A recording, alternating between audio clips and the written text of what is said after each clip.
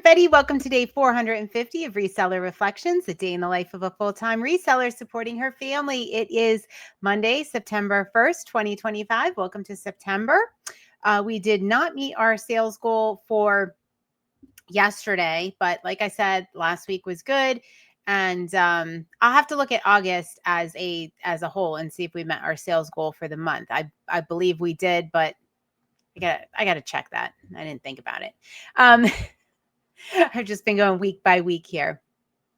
Yeah, so the shipping is not done. I am reset to zero because I'm reset to zero from yesterday because I haven't worked today. So day off, Labor Day, took the day. So that was good. Just came back from the auction. It was kind of a bust for me today. Bummer. But part of that was because I couldn't stay until the end when things were, the crowd was dwindling. Things were probably going for a lot less. There were a couple things I was still interested in, but I have book club tonight and that takes precedence. So this is our last week of Profit First. So I will be in the coming weeks, like sprinkling a little Profit First here and there in Reseller Reflections. But tonight I am going to talk about the previous episode of Reseller Reflections I recorded about how I got scammed on eBay. I finally got an empty envelope returned to me. I've heard people say they got an empty box returned to them, blah, blah, blah. Well, did I make a mistake here? Big mistake. I made the assumption that the buyer was scamming me, and that was false. They were not. How do I know this? She sent me a very sweet message and said I had an empty, the shirt was returned to me, right? It was a $30-some shirt. She said the shirt was returned. I mailed out the shirt, but the package was, the shirt was returned to me. So it must have fallen out of the envelope. The original shipping label was on it and the shirt got back to her. And bless her, she insisted on paying the postage herself since we'd already paid the return postage to return it, and was so incredibly sweet that I feel just terrible about even recording that episode. So we have not had the empty box scam as of yet.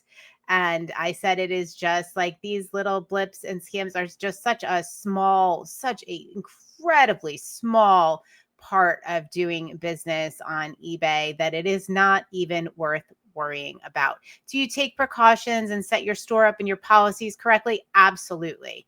But I was not scammed. We were not scammed. It was a totally honest mistake on, I don't know, I guess on the part of the buyer. Like, she did nothing intentional. She couldn't have been nicer. And in the meantime, before I knew if the shirt was actually going to come back to me, I had refunded her because I just felt that it was the right thing to do. I felt that she was being honest. So I took a chance on that and did refund the whole amount before the actual shirt got back to me. And I am so glad I did. So here it is right here. Yes, sorry. But I guess moral of the story is maybe don't jump to the worst case scenario, and don't assume that people are trying to defraud you and scam you, because it is very easy to jump to that conclusion. It is very easy to listen to, people, it's the end of the world kind of eBay talk and I got scammed, and those videos are appealing, right? Like, we want to know.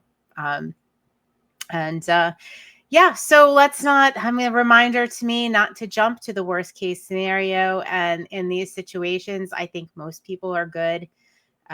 Yeah, there's some people that are just out there trying to scam and do those things, but it's nowhere near the majority of people.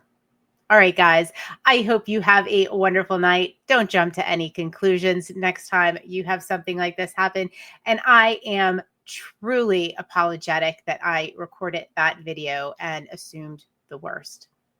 All right, night, night. I will see you on day 451. Oh, I say night, night last. Night, night.